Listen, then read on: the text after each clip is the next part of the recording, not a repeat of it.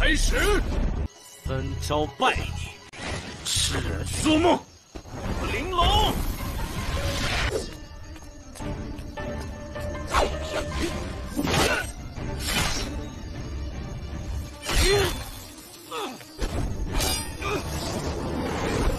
开山18式。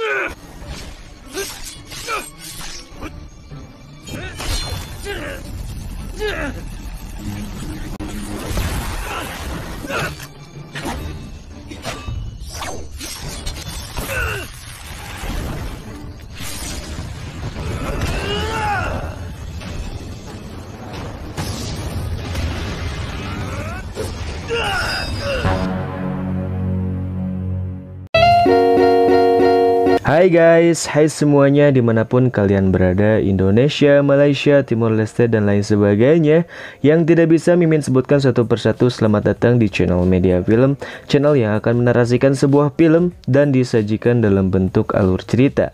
Bagaimana kabar kalian hari ini? Semoga selalu sehat ya. Oke guys, kali ini kita akan meneruskan kembali serial film Supreme God Emperor, yang dimana di part sebelumnya para guru masing-masing kelas senior telah merencanakan sesuatu yang buruk untuk menghancurkan kelas 9 yang digurui oleh Muyun. Dengan cara mereka tidak perlu memenangkan kompetisi ini, hanya saja dengan melukainya dan membuat cedera setiap murid sudah cukup untuk membuat mereka kalah oleh kelas lain. Bagaimana kisahnya? Sebelum ke videonya, alangkah baiknya untuk mengklik tombol subscribe terlebih dahulu ya, agar channel ini semakin berkembang dan kalian dapat menerima notifikasi video terbaru dari channel ini. Terima kasih yang sudah subscribe, langsung saja ke alur filmnya.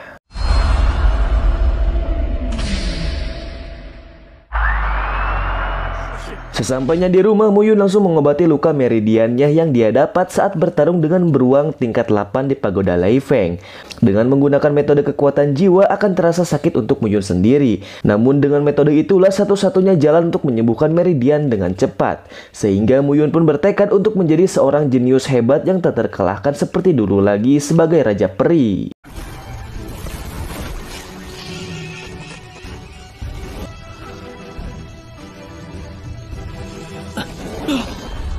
完成了，经脉终于修复了，而现在只是一名导师。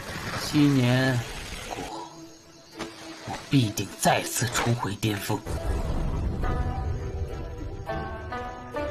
Sementara itu, Guru Xiao yang sedang berbicara dengan temannya mengatakan jika mereka tak bisa mengalahkan kelas 9 dengan Moyang yang memiliki kekuatan niat pedang dan Xing Yu yang bisa mengendalikan api hewan suci. Sehingga muncullah pikiran jahat di dalam kepala mereka. Singkatnya, mereka akan bekerja sama untuk menghancurkan murid Muyun. Meskipun kelas Guru Xiao tak bisa mengalahkan mereka, setidaknya dia dapat membuat murid Muyun terluka. Dan sisanya akan diurus oleh kelas 3 yang digurui oleh temannya sendiri. Juga Guru Xiao pun telah menyiapkan beberapa murid terkuatnya untuk mengalahkan kelas Muyun. 我就是赢不了，也会让他们伤筋，恐怕也无法保证可以战胜他们。我想以你的实力，应该没问题。到时候对战一个残阵的9班，我就是闭着眼也能收拾了他。你班之后还有王新宇的3班和李泽林的2。杨杰、杨凡、金针。 Waktu pertandingan pun akan dimulai. Kelas 9 Muyun yang berada di lapangan sangat antusias dalam kompetisi senior, dikarenakan posisi mereka saat ini berada di posisi 5 besar dalam pertandingan, yang membuat setiap muridnya sangat bersemangat untuk mencapai posisi pertama dan menjadi pemenang di kompetisi ini. Juga Muyun mengatakan jika tidak harus semua kekuatan yang mereka punya ditunjukkan kepada halayak ramai, cukup diri sendiri saja yang tahu dan menentukan hasilnya dengan kemenangan. 不鸣则已，一鸣惊人。前4的那几个导师，你们只管放心往前冲，我绝对会将他们 Tak lama dari itu, kelas 4 senior pun tiba. Mo Yun yang melihat guru Xiao sekarang adalah lawan tandingnya, tak sabar untuk memulai pertandingan dengannya. Hingga para murid kelas 4 pun meremehkan murid kelas Mo Yun, dikarenakan saat dahulu kala mereka melawannya tak ada yang bisa mengalahkannya. Sontak saja hal itu membuat guru Xiao angkat bicara. Jika kali ini mereka jangan sampai meremehkan lawan tandingnya, karena kelas 9 yang sekarang bukan kelas 9 yang lemah seperti dulu. 是，陈老师。折风云毕竟是班长，为班级贡献不少。但是据我多日的观证，这高级9班绝不。这次虽然我4班人尽数到齐，下杀手，可是重残。 Guru Xiao yang memiliki dendam menyuruh para muridnya untuk menyakiti dan membuat cedera para murid Mo Yun, dikarenakan peluang mereka untuk menang sangat kecil. Dengan terlukanya para murid Mo Yun, maka kelas selanjutnya yang akan digurui oleh temannya itu dapat dengan mudah mengatasi kelas 9. Dengan kata lain, kemenangan takkan membuat Guru Xiao senang, melainkan kepuasan itu sendiri hadir dengan terciptanya rasa sakit yang diberikan kepada sang lawan. 是您多虑了吧？ 也就那个领悟了建议的莫阳厉害一点，也务必重伤对方。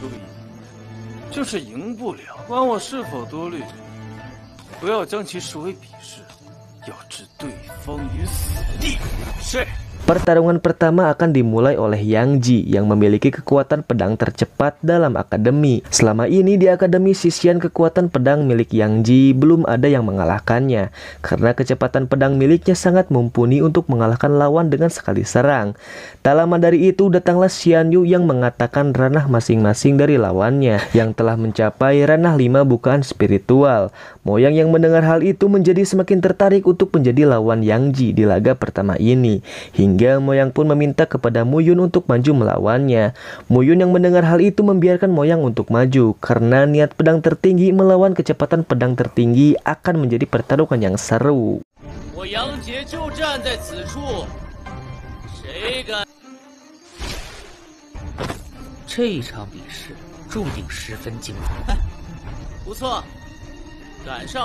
Selama di dalam arena, Yang Ji terus mengatakan tentang kehebatan yang dia punya, sampai-sampai menyuruh Moyang untuk mundur saja karena takkan bisa mengalahkannya.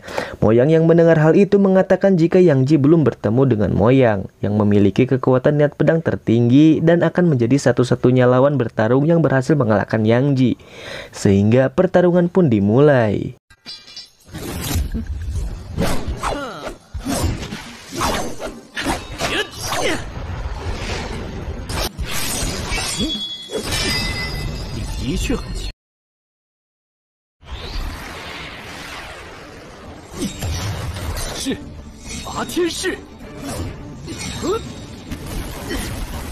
Saat pertarungan sedang berlangsung, masing-masing kelas menganalisa setiap gerakan dari kedua praktisi itu.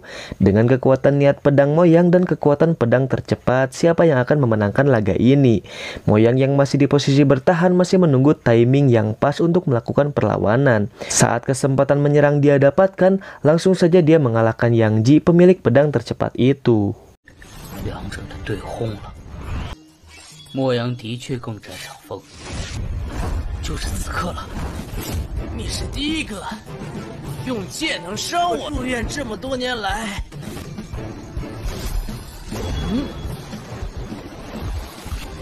龙吟九天，凤啸万里。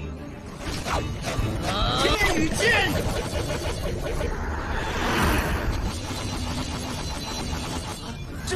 这怎么可能？ 比赛到此为止。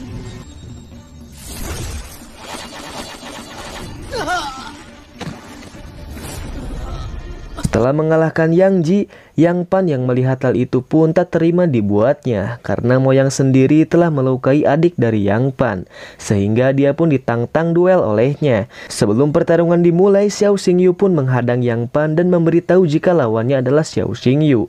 Yang Pan yang melihat hal itu penasaran dengan orang seperti Xingyu yang telah sembuh dari kecacatan penyakitnya. Selain itu, Mo Yun yang menganalisa kekuatan kedua murid itu memiliki penilaian tersendiri. Jika Xingyu dapat bertahan dari kekuatan pedang milik Yang Pan, lawan dengan kekuatan api sucinya, maka Xin Yu dipastikan akan menang. Tanpa berlama-lama, laga kedua pun dimulai dengan pertarungan antara Xiao Xingyu sang pengendali api suci dan Yang Pan sang ahli pedang.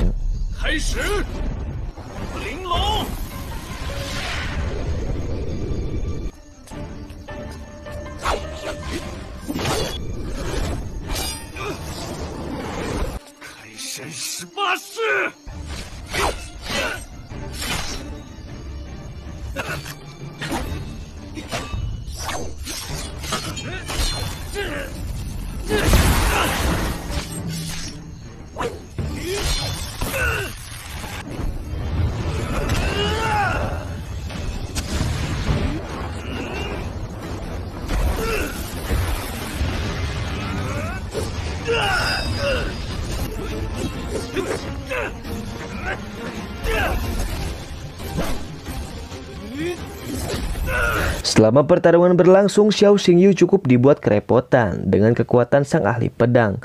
Namun kekuatan bertahan Xingyu tak bisa diremehkan, hingga dia pun dapat membuatnya gemetar dan kalah di akhir pertandingan.